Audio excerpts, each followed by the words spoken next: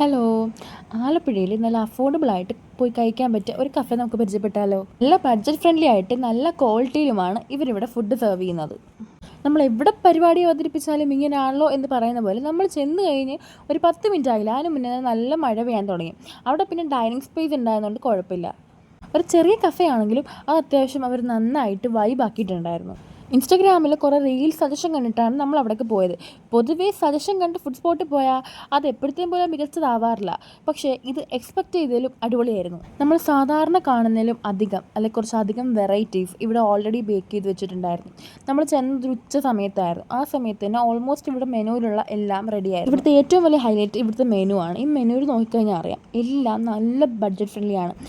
100-ന് മുകളിലോട്ട് ഏതാണ്ട് ഒരു ഐറ്റം മാത്രമേ ഉണ്ടായിരുന്നുള്ളൂ. ആൻഡ് നമ്മൾ 2 ബർഗറാണ് ഓർഡർ ചെയ്തത്. ചെന്ന പാടെ 2 ബർഗർ ഓർഡർ ചെയ്തു. അത്യാവശ്യം തിരക്കുണ്ടായിട്ടും അവർ നല്ല സ്പീഡിൽ തന്നെ കേട്ടോ നമുക്ക് സാധനങ്ങളൊക്കെ തന്നത്.